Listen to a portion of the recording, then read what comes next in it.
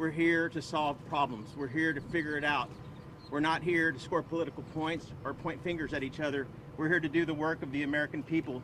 And I could not be more proud than to be part of this group, the Problem Solvers Caucus, members of both parties, members of the American public that really are here to do the right thing and try to find solutions.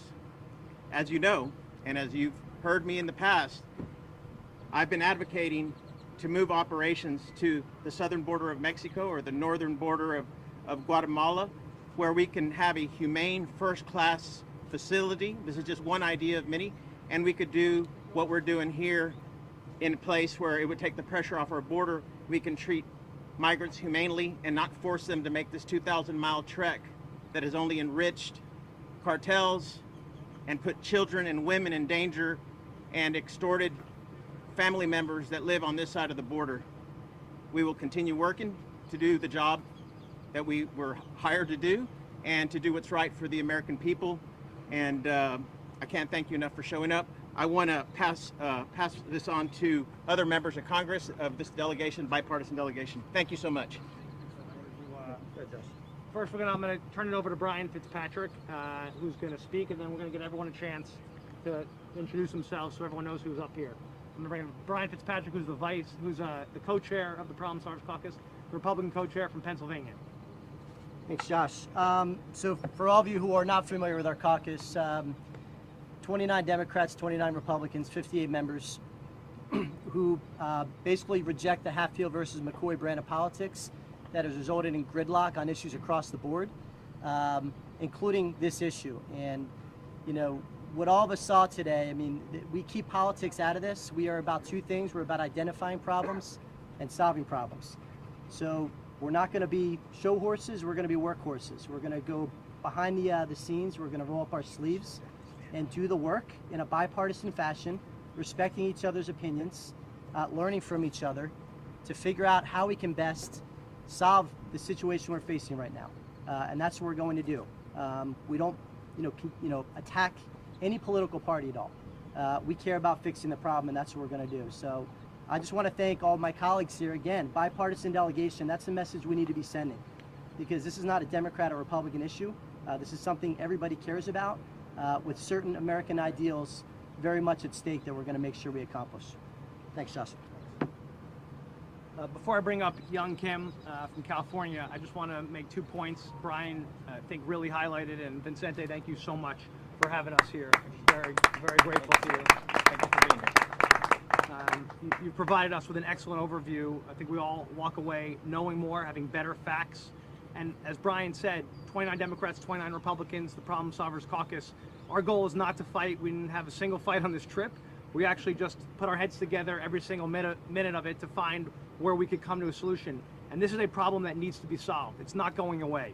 We saw that ourselves firsthand, just what's happening in terms of just day in and day out, how the cartel is people are paying thousands and thousands of dollars to bring children and families. We saw children, unaccompanied minors today.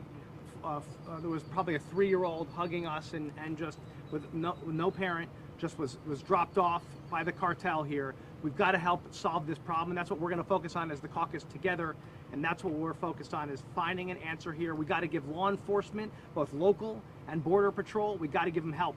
They're just it's overwhelming. There's just too much right now, so we got to give them the support they need. We've got to figure out a long-term answer, and that's when we get back to Washington, what our focus is going to be. And now I'm very honored to introduce Young Kim from California, who's going to offer up her thoughts. Thank you. So Young. Okay. Thank you, Chairman. Hi, I'm Young Kim. I represent California's 39th Congressional District. I toured the California-Mexico border during the district work period, and now I'm joining my colleagues on both sides of the aisle in the very first, probably the only bipartisan tour to the border. And after touring the Texas border, it is clear to all of us what we're seeing and witnessing on our southern borders is a crisis. We're seeing the humanitarian crisis, we're seeing public health crisis, We have a border security and national security crisis.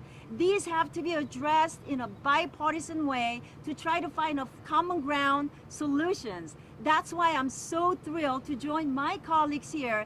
I can't wait to get back to Washington, D.C. to put our heads together, put our ideas together to find that common solution. And it affects not just the southern borders here. It affects all of us in all of our districts from all across the country, because these migrants, after they're released from here, they will be released into all of our communities across our countries, and it will affect every one of us in every single way. So I can't wait to find that common ground, and I'm looking forward to working closely with you. And I want to thank you all for being here. We've seen the stretched resources at the border, and the Catholic Charities. I want to thank the sister and her organization that is doing a wonderful job. And I want to thank the Border Patrol officers, CBP officers, HHS. There are so many people involved doing this. We just got out of that the river tour. We just went around the 51 miles they tour every single day around the clock, and this is part of the 1,200 miles. There's a lot going on at the border, and we need to fix this problem that is continuing. Thank you so much for having me, and I can't wait to have that conversation with all of you when we get back. Thank you. Now, very happy to bring up Tom Swazi, who's Vice Chair of the Problem Solvers Caucus from New York. Thank you, Josh. I'm a Democrat from New York. You've heard from Republicans. You're going to hear from more Democrats and Republicans. And that's the big message we're talking about here today. We need to solve this problem in a bipartisan way.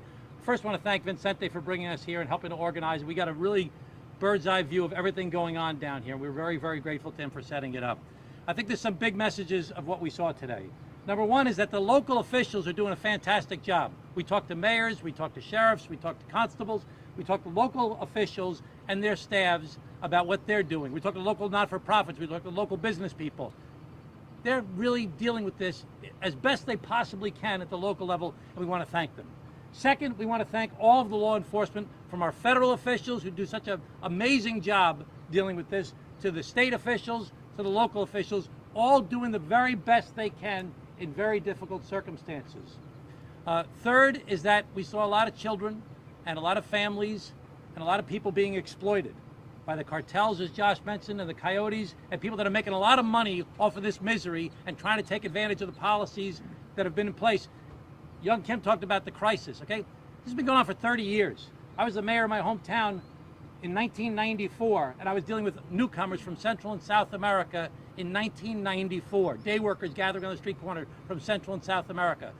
The federal government, what we all work for, has failed to address this problem for 30 years.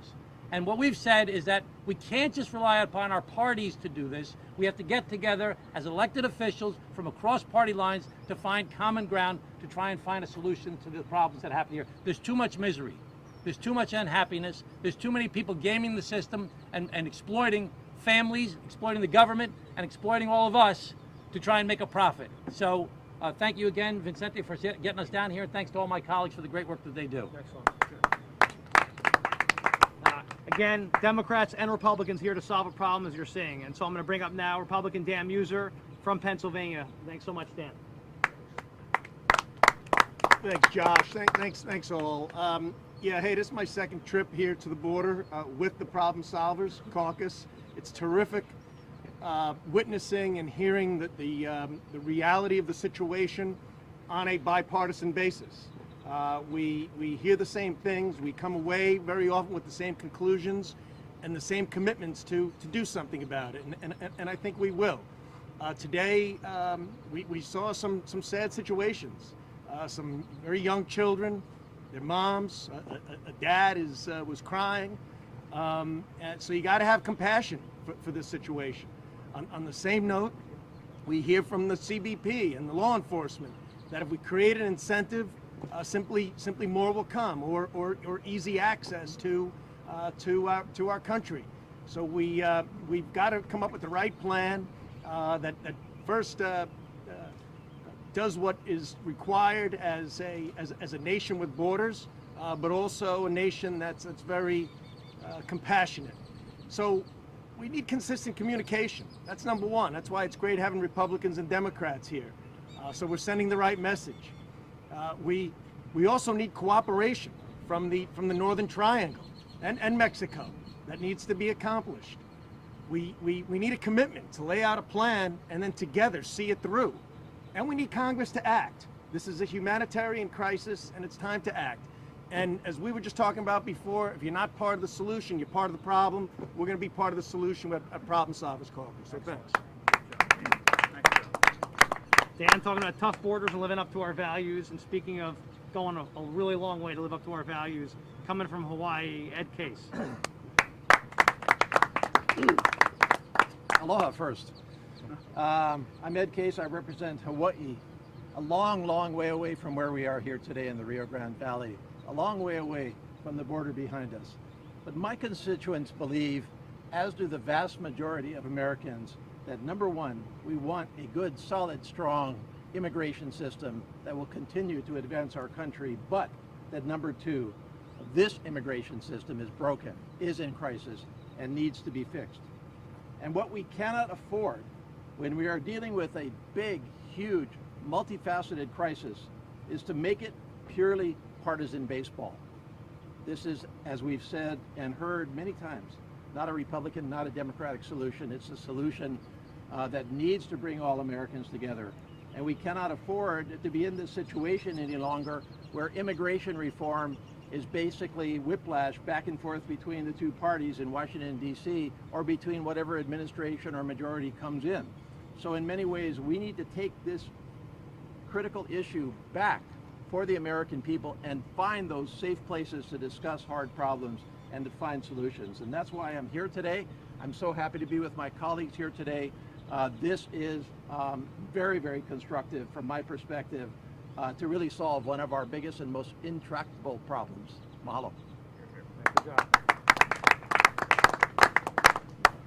Now from the state of California, the great Jimmy Panetta.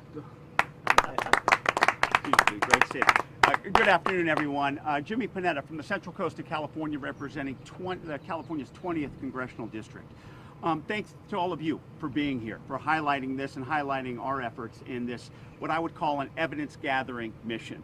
I'm a former prosecutor, and I knew that I just never could just stand up in court and make my case. I had to have evidence to prove it.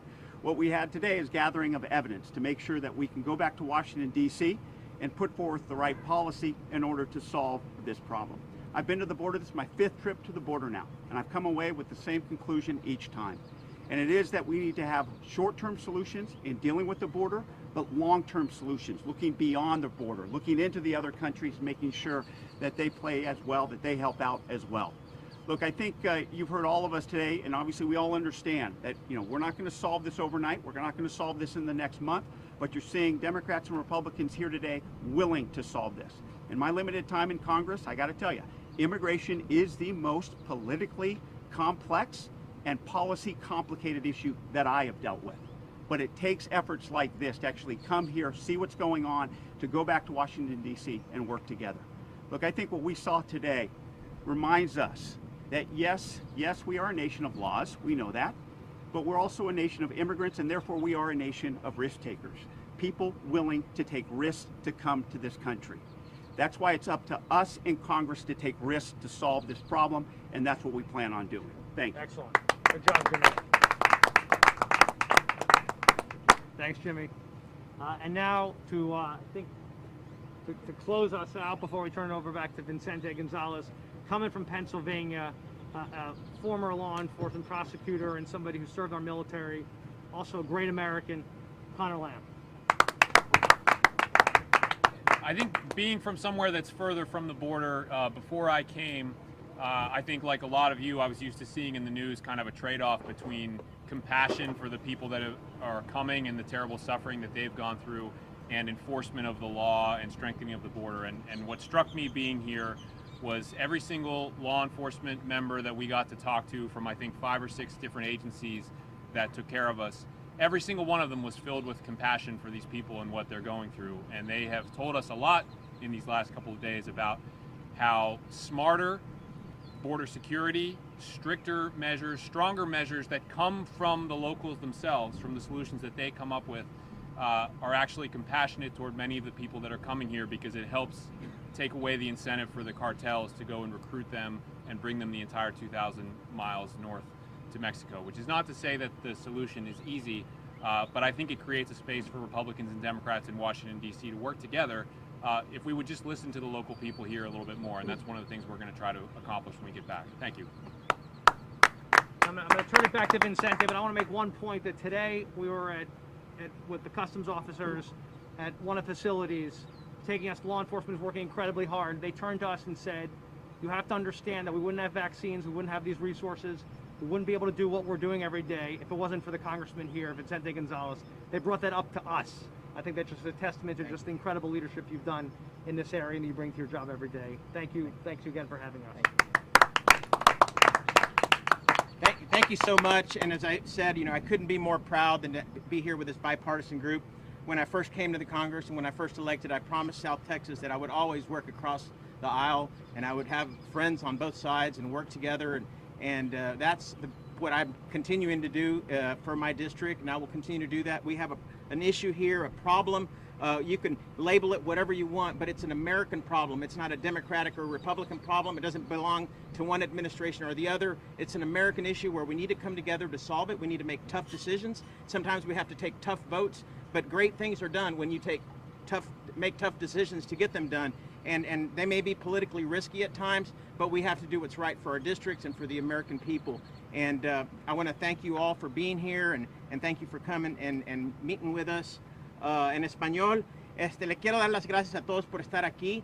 Obviamente vengo con un grupo de políticos de alrededor del país, demócratas y republicanos, de una manera bipartidista para tratar de buscar soluciones, no conseguir puntos políticos o apuntar dedos. Llegamos a buscar soluciones. ¿Qué podemos hacer para mejorar el problema? ¿Qué podemos hacer para hacer las mismas facilidades que tenemos aquí en nuestra frontera para tratar a nuestros migrantes, a lo mejor en el sur de México o en el norte de Guatemala, de una manera humana, para no forzar a los inmigrantes que hagan este viaje de 2,000 millas y al mismo tiempo hacer las inversiones apropiadas en esos países para crear ambiente que no incentive a la gente a migrar? And with that, I will turn it over to any questions you may have. Yeah, go ahead. Let's get you out. Reacción acerca de los casos de supuesto abuso en San Antonio, en el Coliseo Crimen. Algunos críticos dicen que eso es política y porque ahora el gobernador está hablando de eso. ¿Cuál es su reacción acerca de Mira, eso? yo no sé los detalles de lo que está pasando en San Antonio, en ese lugar. Lo que nosotros hemos visitado son las facilidades a los lugares aquí, alrededor de la frontera, el río donde está cruzando la gente, las razones que están cruzando y tratar de llegar a soluciones para prevenir esos viajes tan peligrosos. Y el riesgo que se pone en ellos. Yes, sir. Quería preguntarle, en este recorrido, ¿qué más le sorprendió y qué se puede hacer de inmediato para resolver este problema? Pues obviamente lo que más me sorprende es traer gente de alrededor del país que todavía no entiende bien y aprendieron tanto estando aquí, viendo personalmente los problemas, hablando con los migrantes, hablando con el departamento de patrulla fronteriza, hablando con el departamento de los policías del estado, con el sheriff local, con los alcaldes. Fue una visita comprehensiva, con mucho detalle, hablaron con mucha gente, aprendieron bastante. No vinieron a hacer puntos políticos o apuntar dedos, vinieron a tratar de llegar a soluciones y por eso estamos aquí. ¿Qué solución inmediata puede lograr usted? Pues la solución inmediata es que ahorita tenemos 10 miembros del Congreso que regresan mañana a Washington con ideas nuevas, con información nueva, con planes de poder juntar a los dos partidos para llegar a una solución por algo que tenemos 30 o 40 años estar negociando en nuestra frontera. Yes? So, having ideas is the first step to any problem solving, That's right. But what kind of leverage does this caucus have, and what kind of resources are actually available to execute on any of these ideas? Well, we're a bipartisan group. We're in committees across the Congress. We have relationships with the Speaker and leadership on both sides, and relationships with the administration. And we think to be able to have a real solution, it's something that needs to be done in a bipartisan way. We need to get our heads together and put our our political sides aside and do what's right. And I always said when I was running, I wish we didn't have to wear in Washington and in politics, I wish we didn't have to wear a D or an R on our lapel. I wish we could wear just an A for American and do what's right for our country. And this group that's here with me, that's what they're here for. They're here to do what's right for our country, to come up with solutions. We've seen other delegations come down here to point fingers or criticize, not only in this administration, but prior administrations. And we need to get past that, and we need to find solutions for the American people. What is our primary vulnerability right now do you think could be an underlying reason for some of the things that we're experiencing here on the border? Well, I think the primary vulnerability is not here. It's in Central America, where people are going through very difficult, both in times in terms of food security, insecurity, job security, just national security, and people are living under dangerous conditions, and they're not only poverty but extreme poverty, which is incentivizing them to make this very dangerous trip. So I think everybody has a good grasp of that. We have ideas, and we're trying to mold something that works for everyone. Let me say one thing. Yeah. I just want to say regarding your question about the influence of this group. I mean, you all know from being in reporting that the Democratic majority in the House is very, very narrow right now, and in the Senate it's 50-50. So if we're going to get anything done that's for real, it's going to require bipartisan cooperation. If we've got 28 Democrats and 28 Republicans working together, we can be a very influential group, certainly in the House, and we have colleagues in the Senate as well that want to work together with us to try and find common ground solutions. So that's a very important point to make. Very important point also to make is that there have been some big changes, okay? There's been changes in policy by this administration. There's been changes in policy by the country of Mexico and specific states within Mexico. There's been court cases that have happened. And in all these different instances, the coyotes and the cartels are taking advantage of that and the changes that have taken place, and that there's so much going on, and they're trying to capitalize on it by trying to make more money by bringing people over here while things are unsettled right now. So we've got to say, stop with all the pointing fingers. Let's work together and try and figure out how to solve this very complicated problem. You can't solve complicated problems in an environment of anger and fear. You need to have people who are going to sit down, talk to each other, who might disagree with each other. Plenty of proud Republicans and proud Democrats here. Let's sit down. We know we want to do the right thing. Let's find common ground to try and solve this together. I just want to chime in and echo what Tom said as the Republican leader, the problem solvers. Our whole goal is to get to yes. How do we get to yes? How do we not allow the perfect to be the enemy of the good? We believe that we'd rather have 75, 80% of something than 100% of nothing. We can't allow these insistence that if you don't get everything you want, you're going to take your marbles and go home. That's not how any relationship in our lives work. That's not how government should work. And because government has worked that way for so long, both parties have been responsible for it. For, as Tom said, decades. We're seeing the suffering and the insecurity on our border that we're seeing right now. We have the capability to fix it. We are very resolved, I can tell you that. See? ¿Qué tipo de centro se está proponiendo para poner en Guatemala o en el sur de México? ¿Es con los consulados de Estados Unidos? ¿O son... La idea es con cooperación de los gobiernos, con cooperación del gobierno americano junto con el mexicano, con el guatemalteco, de hacer lo que hacemos aquí, un lugar, un sistema de primera clase, un sistema limpio, seguro, donde no van a arriesgar su vida y pueden hacer su proceso migratorio ahí, y si califican para asilo se pueden venir, si califican para otro programa de venir a trabajar, les ayudamos o les buscamos alguna manera de ayudarlos ahí y sin que tengan que hacer este viaje tan peligroso que mucha gente pierde su vida. ¿Es en las oficinas de los consulados de Estados Unidos en esos países? Las embajadas, estamos hablando con las embajadas, ¿verdad? Y con las administraciones de cada país para ver cómo podemos trabajar juntos. Yo mañana tengo una junta con el embajador de Guatemala regresando a Washington y empieza la conversación de cómo podemos llegar a una solución. Can you please do that in English? Because I heard some words that it Just feels say it like again in English, the same thing, the idea for the centers in Yes, Guatemala. so what I envision is having a processing center for migrants that are making this very treacherous trip from Central America in southern Mexico or on the border on the Guatemalan side, where people can show up in a very humane first-class facility like what we have now here or even better, and process there, and if they qualify for asylum, they can come to the country, and this is in safe zones where we can guarantee their security of what they're running from and what they're worried about, where we can guarantee their security that they're going to be able to do something and process their documents safely. If they qualify, they can just get on an airplane and fly in and save them this 2,000-mile trek where many people lose their lives, where women are raped, and certainly where family members that are living in the U.S. are extorted. Billions of dollars, we calculated just this year, that billions of dollars have gone to cartels who are making this trip, that are bringing these migrants to our southern border. So we need to be responsible. We need to have ideas. And what I'm saying is a framework of ideas. We need to continue to work and tweak it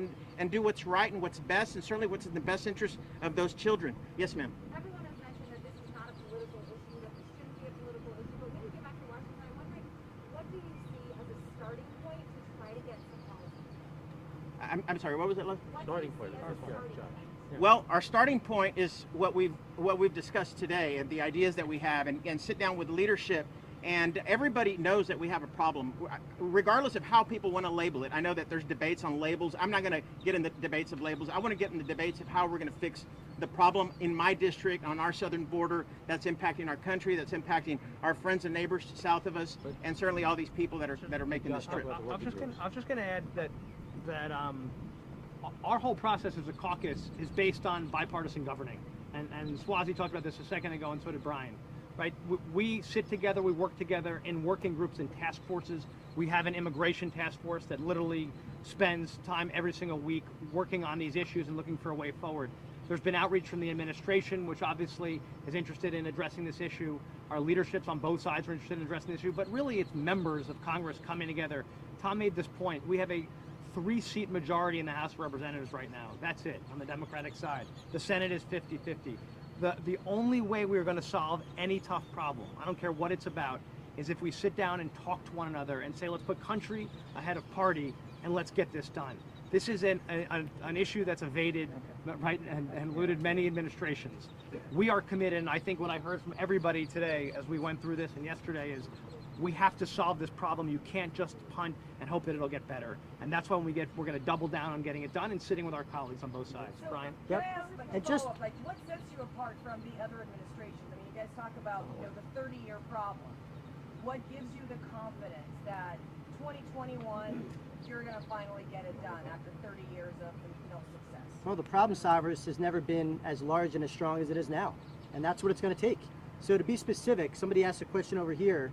If 75% of the caucus agrees and 50% of each party's members to the caucus agree, again, we're split equally, then we agree to support a proposal. It takes a lot of work to get there.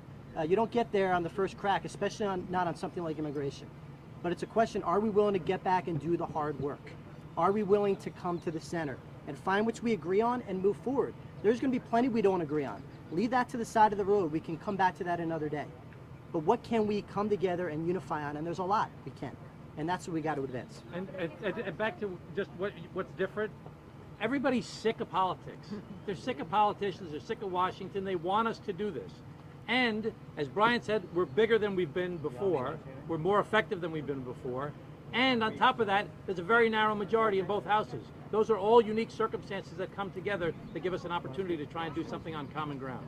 You talk about negotiating and finding that common ground and some things being non-negotiable. What are some of those things that are non-negotiable that you have to find an agreement on that you will not be negotiating table without? Well, obviously, what we believe in are our values, but you can't have this the conversation can't happen here. It's not how you obviously have that conversation. You sit down at the table. It takes hundreds and hundreds of hours to do it. It's what we've done on many issues. Look at the end of the year, the $908 billion package. We sat at the table with Democrats and Republicans in the House. We got together with our colleagues, Democrats and Republicans in the Senate that we worked with.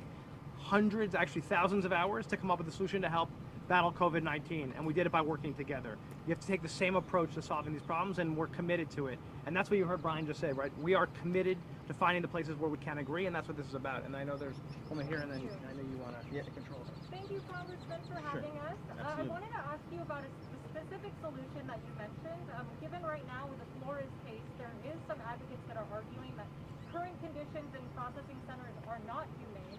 What does constitute humane when you're talking about the processing centers in Mexico, and how does the caucus feel about it? Well, first of all, we got to think about the inhumanity of this 2,000-mile trek that they make, and trying to find solutions for them closer to home, in their home country or in their neighboring country, in a first-class facility where there's enough space, where it's air-conditioned, where it's clean, where there's bathrooms, where they can ask for asylum in a dignified way. And if they don't qualify, we treat them in a dignified way, and we help them in their home country, and we try to find other programs where they might be able to qualify to come into the country. But at the end of the day, we have to come to terms that more than 80%, and probably more than that, more than 80% of migrants never qualify for asylum. As much as my heart breaks and I want to help every one of them, we need to find ways to do it in an orderly fashion. Certainly having 173,000 people coming in a matter of a couple of months is not an orderly fashion, and it's not what benefits us as a region, as a state, and as a country. So we need to, and it's certainly bad for them. We're only going to take one more question, and we're going to have to wrap this up. Yes, ma'am. ¿Ha habido pláticas con la administración Biden y con el secretario Mayorkas para definir a esta delegación y que ustedes puedan hablar sobre los problemas? Sí, yo he estado en contacto con el secretario Mayorkas y hemos platicado de las ideas que traemos, de zonas seguras donde los migrantes pueden hacer su proceso más cerca de su casa sin hacer el viaje tan peligroso y tan caro. I'm going to take this one. Hey, thanks for having us today. I just wanted to mention that you guys came from, some of you came from different parts of the country, and I think Representative Glenn mentioned how seeing this, what's happening at the border is different in person versus on TV. Why do you think it's important to make this trip here, and what's your reaction to President Biden not being here yet? To who? Who is this to? Lynn. I don't have any reaction on the second part of your question, but on the first, I think that the one thing that people drove home to us who have been working on the border for a very long time is that each section of the border is really different. You know, this part where we are along the river is totally different from the parts that are in Arizona and Southern California, and the types of technologies, law enforcement resources, even the types of migrants are different in each section of the border. And I think people are tired of feeling like Washington is dictating some grand solution to them when they know more than we will ever know about how to do this. And I don't think you can really appreciate that until you see it yourself. So I hope more members of Congress will come and see it for themselves, because back home in our districts, you know, no offense to you guys, but we get to see the small snippet you put on the nightly news, and it doesn't necessarily tell the whole story. Okay. All right. So we got a plane to catch. Thank you, Vicente, for your hospitality to my bipartisan colleagues. To our law enforcement officers, thank you so much for what you do. We don't just thank you, we love you. And a big part of our Including job, Matt from Jersey. a big part of our job is to do what we can to make your job easier and support you. God bless you guys. Thank you. Thank you. Good job.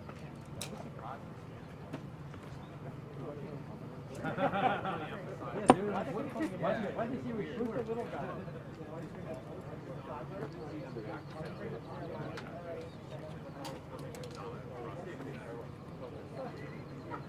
I think most of them agree.